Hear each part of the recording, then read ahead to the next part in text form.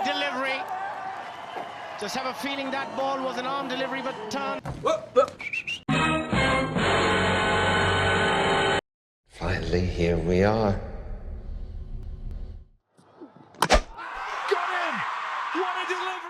So welcome, Saad. It's a pleasure and an honor to be speaking with you today. A lot is obviously known about how you started your cricketing journey, your early days, and playing cricket in Canada. But I want to know a little bit more about Saad, the captain of the Canadian team. So Canada has regained its ODI status and just came back after winning matches against the UAE and Scotland and are now on their way to playing the very first T20 World Cup. How are you handling the pressure of representing the team and country as a captain? Well, first of all, thank you very much for having me on your show. Definitely, when you're leading a country's team, there is pressure involved. There's a lot of planning in the background, a lot of trying to give different roles to different players, thinking about not just your own individual roles, but like pretty much a role of every individual in the team. So there's like a lot of time that's spent on that.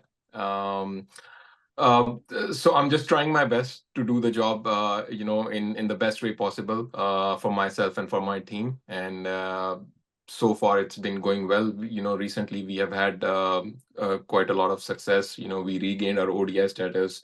We got into the T20 World Cup, and then also the ODI league that we have just started playing. We won the first 4 game in our first tour. We beat Scotland, which topped the last ODI cycle. So beating Scotland, and not just once but twice, was not an easy feat.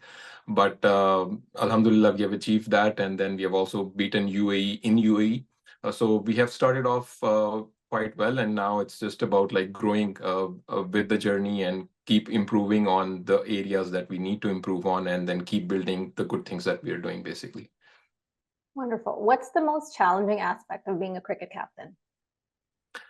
The most challenging aspect for me is to fight with my own nature. I was never like a outspoken person, or like an extrovert, or right. So like that, those things that I learned like on the job, and that's kind of like a requirement of a leader, where like you have to lead from the front. You have to communicate with your players, like how are they feeling, making sure they're like if they're nervous or anything, like whatever way you can assist them, you have to talk to them, and like getting to know different personalities, because there's like different players have different personalities, and like when everybody's to a point where everybody's professional and they're like at the top of their game, then there could be like personality clash in the team as well. And because we're playing a team sport, we just need to make sure that everybody's on the same page and everybody thinks about team before thinking about them individually. So those are the challenges basically that comes with being a leader of a team, and those things don't come naturally to me. So it's always been like personality development for me, and incorporating these things that are required for me on the job. So I think like just developing those sides of myself was sort of like, it's more challenging than the cricketing part on the field, basically. Interesting. So you mentioned the team. The uniqueness of this team is also that a lot of members have played different levels of cricket in test playing nations. And then we also have some homegrown talent. How do you manage that diversity? I think that is our strength. I don't look at it as a weakness. But I think, but it's just about like, because we live in Canada, we understand like we are, like merge of like different cultures. And so we give people, that kind of a space. We understand that if somebody has a different way of thinking, and it's a different background that they grew up with and different culture, so you accept that. You don't look at life and people as just with your lens, whether what is right and what the other person knows. If it's different from your way of thinking, it's wrong. That's not how we think. So I think just being diverse and being different, it brings a lot of new ideas, a lot of different approach to similar sort of problems that we tackle on the field. A lot of the time, like because like certain people like that come from certain regions, they have a certain set of traits. Like, like Caribbean peoples are known for their power hitting, like people from India is known for like, more technical batting. People from Pakistan, they're known for their like pace attack. So, like I think we have like a merge of all of those, good positive points that, build a strong team. So we look at it as being diversity as our strength rather than our weakness or a problem to tackle, basically. Now tell me about how do you maintain team morale during challenging situations? I mean, right now you're coming on a high with 4 wins, but there could be obviously situations where there were losing streaks or tough matches. How do you motivate the team in those situations? So I think we recently have started winning, but we have lost a lot. So, I think that's just part of being a cricketer. Like, like the wins and the losses are part of like the whole journey. But at the end of the day, rather than focusing on the result, what we focus is on the process. What I'm big at is just giving your 100% on the day. I think as long as we justify ourselves on the day, if we have given our best, if another team comes and they play better cricket on the day and beat us, so be it. So it's not that whether we are winning, we're doing good, and when we are not winning, we're doing bad. It's just about us making sure that we give our best, every day, and then whatever happens at the end, we take the result. So even whenever, obviously, when you lose, sometimes people are low on morale, but that's when it's time for you to reflect and see, like, have you given your best, or was there anything else extra that you could have done, or like if the similar situation comes again, is there something different that we could have done? So we analyze those things and we talk about those things, but we make sure that we stay positive at all the time, and we stay honest to ourselves as well. And honesty comes with us working hard on the background and giving our best on the field, basically. So you mentioned looking at what you did or how you could have done better. What role do you think data and analytics play in modern cricket captaincy, and how much do you rely on that? I think there's a lot of role of data analytics nowadays. We all the teams, including us, we have an analyst who gives us with all that data about a particular ground we are playing on, like what kind of scores do we expect, or a particular team that we're playing against. What are the potential threats, who can score against us, who the other team rely on mostly, and if they do rely on certain individuals and players, like what are their strengths, what are their weaknesses. So all those things do there's a like plays a factor in winning or losing of a game, and we take them seriously. We do have an analyst within our team as well, and before every game, like in the team meeting, there's a set of time that's been given to an analyst who go over all that data and all the analysis, and then we plan accordingly. Like we'll have a bowlers meeting and a batsman meeting, and we would know the potential threats and what we need to work on for the next game. But so now what about gut feeling? Like how much of a role does your gut feeling play on the field? Like, can you recall maybe an incident where you went with your gut feeling and it wasn't really part of, let's say, the data or the analytics or like the team plan, but it paid off at the end? Yeah, I think so. It's a mixture of like data analysis and experience and gut feeling, and it's not just one aspect to cricket. So I think like all those factors play a role. So sometimes gut feelings, most of the time it's like gut feeling as well. You may call it experience, or sometimes you don't even know, but what your gut feeling is telling you is basically based of experience as well, that the cricket that you have played on. So a lot of the times, like sometimes you see some other batsman playing really well, and then sometimes you just figure that they may take a chance on, like, not like a renowned bowler, like, so you may go with a part-timer, and sometimes you lure them into playing like a rash shot and taking somebody on, and like sometimes it pays off, and you get a wicket like that. So like I think on the field, like it's mostly like you have a plan, but sometimes things don't always go to the plan, and then when the things are going here and there, sometimes you take a chance, you think outside the box, and sometimes your guts tell you something, and and then you go with it. So I think gut feeling has a role in it as well. Okay. Now, your teammates that I've spoken to thus far, they all give a lot of credit to you and Coach Pabadu in keeping the team together, creating that healthy environment for growth. What would you like to say about that? I mean, besides thank you, of course, but what would you like to add to that?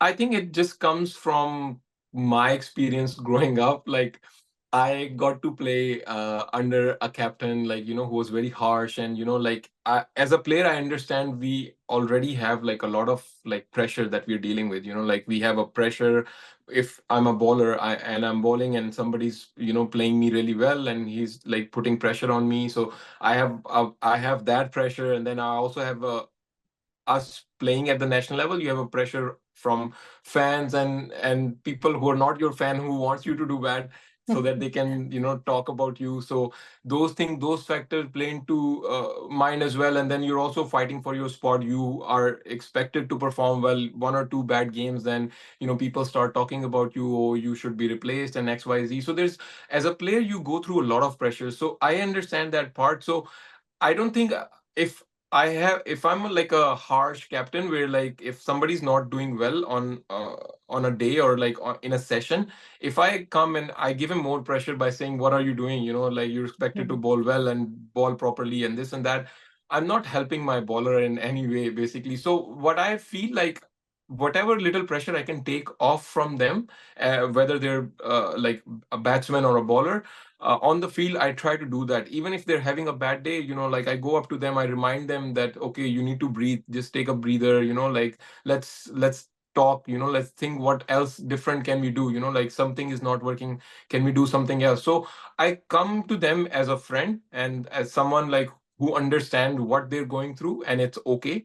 And let's see if we can do something, because not everybody will have a good day. Like us, we have bad days on the field as well. So it's about understanding that and giving support to my teammates. So that's basically what I try to do on the field. I understand that people can have bad days, but as long as we pick the right people and like we know that this is the best team that is there to represent Canada, then we give them our support and everything that we can give as a leadership. So I just try to do that basically, and it's been working. People are able to connect with me in that way because I am always there to support them, and that's how I want to come across as well. And that's something that come naturally to me. It's not something that I'm faking or something. That's how I am. I'm kind of like generally a supportive person. And at the end of the day, I've told my team as well, like, to me, results don't really matter. What it matters to me is you putting your best effort on the field. If I see that happening, if I know that you have given your best, then whatever result may come, I'll take it and I'll be happy with you.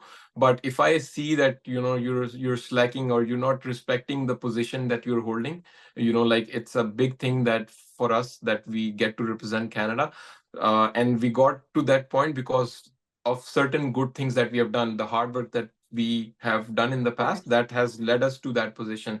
So that hard work part cannot just go away, like so you have to be honest to your position, and you are expected to, as professional and as a representative of Canadian national team, there's certain aspect of as a player that you're expected to do. As long as you're fulfilling all those role and you're being honest and you're justifying your spot, then I will support you. And regardless of few bad performances, that does not define a player. So it's not that my attitude towards them will change with when they need me the most, basically, in their downtime. No wonder they're all rooting for you. Now, out of all the associate nations, Afghanistan cricket has risen the most, or like the fastest, I would say, and is playing some great cricket and are now even playing in the longest format of the game.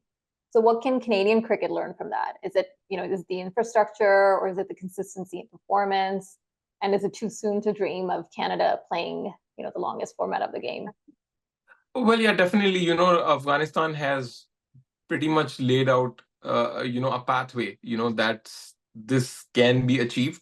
They were at, I think, Division 5 at one point, and then from there onwards, like it was just like a upward swing for them, and then they walked up the ranks, and now like they're like one of the top nations in the cricketing world, and they have the test status and everything, right? So it's a pathway that something that we can achieve as well. But again, for that to happen, everybody has to be on board. There's certain things that is beyond our control as players, like the bringing in the money and developing the infrastructure, building stadiums, across the country. All those things are like above us, and like I hope like the right people will do those job in due time. But for us, what our role is to do good on the field, and that's what we're trying to do, and that that's something that as players we're trying to achieve. And I think like that is one of the major roles that we can do to grab attention of like of the government or the right people. When Canada does well at the international stage, people will start talking about it, people will start noticing us, and that may be something that would give a reason for cricket administrators to go out there and ask for sponsorships and ask for government to be involved and give us the infrastructure that we're lacking, basically. So yes, we cannot like control the whole circuit and the whole environment, but I think the little part that we can play, I think we should as cricketers we should play that, which is to perform well for Canada on the field. Talking about performing well, T20 World Cup is coming up. That's your chance to do that, to show that.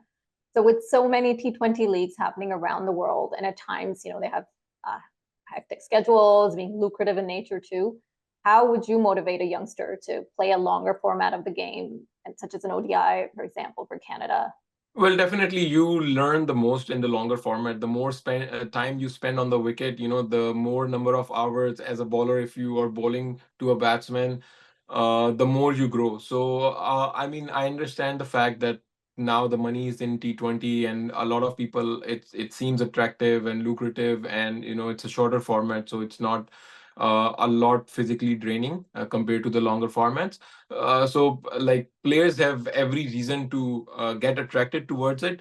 But like at the end of the day, again, if you want to become a better cricketer and someone who would have longevity, I think it's very important to play the longer format. So 50 over is the longest format that we can play in Canada. So I would encourage everyone to to continue playing 50 over, play T20, that's fine, but like do not let go of 50 over completely. Especially for Canada, 50 over is very important because all of our fundings from ICC is tied to how well we do in a 50 over. So even for Canada, now we're getting money from ICCs because we got regained our ODI status, and if we can hold on to it and sustain it, and that's the only way we're gonna like we're gonna flourish as a cricketing nation.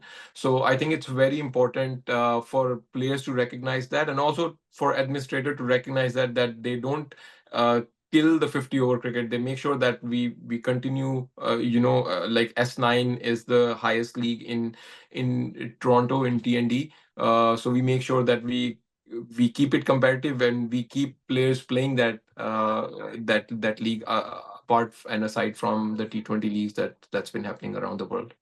Now, what about looking at T20 from another angle? So obviously league cricket provides opportunities for players to rub shoulders with some of the most experienced players of the game. And you've done that. You've played against Chad Afridi, with him, and all these superstars from different countries as a result of league cricket. So what do you think would be the right balance in this case, and how can one maintain it? I think for now, we as as Canadians, we don't play cricket enough. So right now, I don't think we are at a point where like we have that discussion that cricket is being played too much, where we need to make a balance. Like within Canada, we have a very short window of summers where we get to play cricket. For like us international players, yes, we do go and play outside in winter time as well, but me talking about like the local players and people like living in Canada who plays cricket, I think right now they don't play enough cricket, and the only cricket they play is within a span of 4 months. So I don't think we have got to that point where like we get into a discussion that we need to balance out the two cricket. Right now, I would encourage people to play as much cricket as they can, so that they get experience and they understand the game better. The more you play, the better you get, and the more understanding you have of the game. So right now, I'd encourage them to play all formats, whatever they can play. Just don't ignore one format and just continue playing one. I would encourage them to play all formats.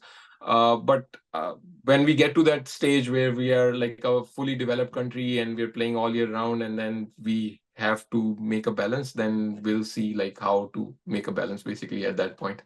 Okay. Okay. And what about the fact that T20 is considered to be more of a batter's paradise than bowler? You being a bowler, how are you preparing yourself for the T20 World Cup in this case? Oh, well, yeah. So our preparations just actually started. We were all focused on the 50 over cricket because like we had the UAE tour in February. So before that, the whole preparation was just 50 overs. So now we have come back and we're going. I think we're leaving day after tomorrow to USA to play some games against USA and an inter squad game as well. So the preparations have just started, but generally in T20, it's just about, as a bowler, the margin of error is very small, and the wickets you get generally because they prepare it in a way where, like, it's for the fans because you want to see high scoring games. So we understand that aspect.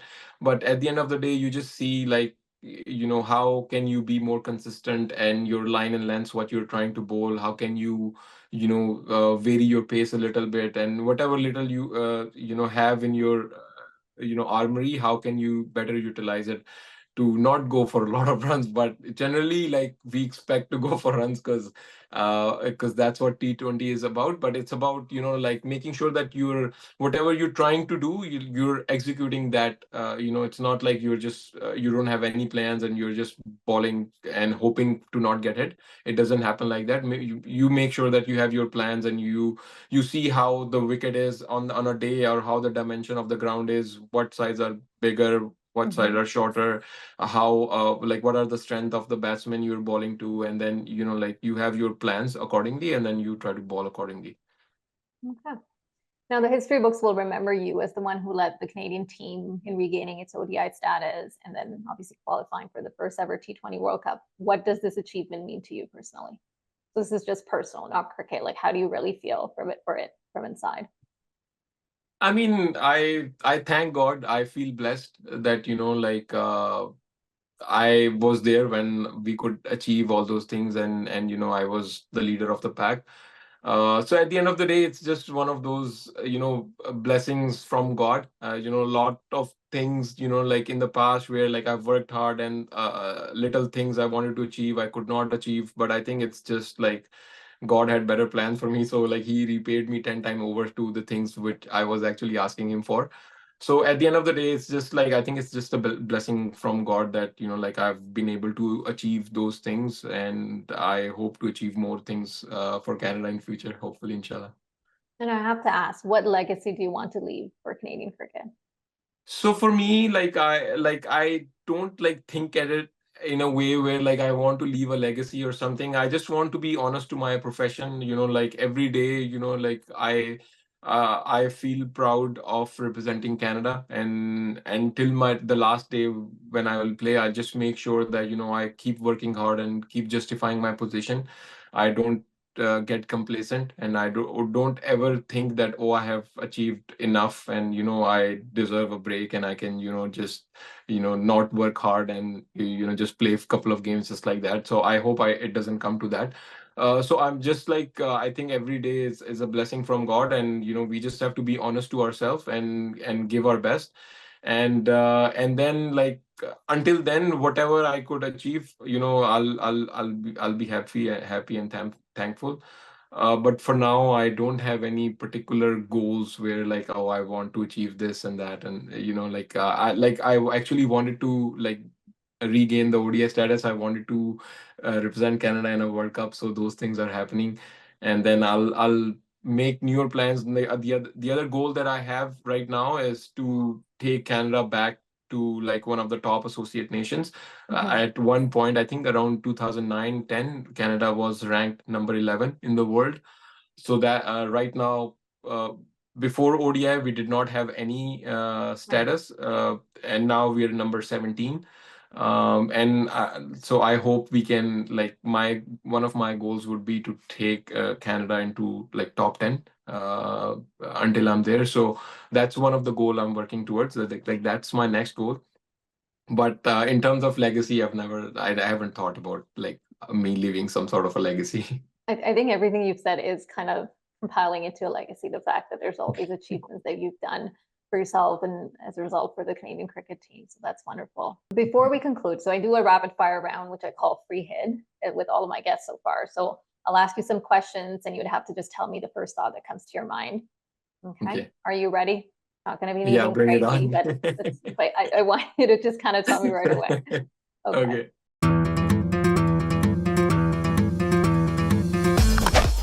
It's the free hit. Okay, so one item or gadget that you can't live without, and it cannot be a phone. So don't say. Oh my God. I don't think there's anything other than like, I know, that's what I was phone that thinking. Like I cannot have live. mine right here. Internet or laptop. I think you can still, as long as you have your phone, you can still live without A hat? laptop. But no, I don't wear hats. No, but like food. But I think in terms of gadget, I think phone is the only thing that I use. I've recently developed an interest towards flying drone, so that's something that I'm learning, and I just got a drone for myself. But it won't come into a category which I cannot live without. So I don't think other than phone there is a gadget that I cannot live without. I can live without it. Any other gadget, yes. Okay, fair enough. I'll take it. Okay, your all-time favorite performance or memorable performance? That's the T20 first 2018 final when I won the man of the match and when I scored 79 runs. Yeah. Okay. Funniest or silliest player in your team? Funniest and silliest both is Ravinder Pal Singh. Okay. Foodie in the team? Foodie, I think Shrimanta. Okay. Who's always late to practice in the team? Nikhil Datta. Okay. Most dreaded fielding position? Most dreaded would be, I think, point. Not everybody likes to stand in point position. Yeah. Okay. I was hoping you'll say silly point because this is it for silly point. And favorite role, batting, bowling, or captaining the side? Bowling.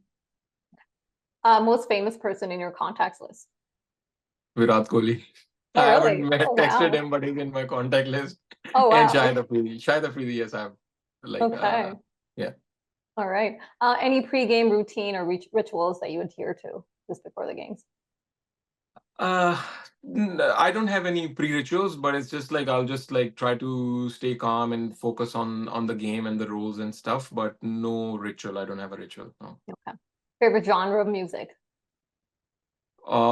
Depends, but mostly like I listen to Punjabi Bhangra songs and stuff, or like hip hop. Okay. Favorite cheat meal? So I usually like Pakistani food, so I think it would be like chicken kadai with naan. Okay. That would be a cheat meal, yeah. All right. Any hidden talent that you have that your fans don't know about? I have no other talent, no. This is it. This is it for you. Okay. So that means my next question would have been, if you weren't a cricketer, what would you be? I just have a bachelor's degree in finance, so I was in procurement before that. So if not a cricketer, then I would have continued maybe working in procurement. Yeah, like a 9 to 5. Yeah, 9 to 5, yeah. Okay. Well, it's been amazing speaking to you. I want to thank you for taking the time. It's been a pleasure, honestly, Saad. Thank you for having me on your show, Sidra. Okay. I wish you and the Canadian team the very best of luck for the T20 World Cup. We'll be rooting for you. Hopefully, yeah. Thank you. Thanks a lot. Thanks for your support and thanks for everything.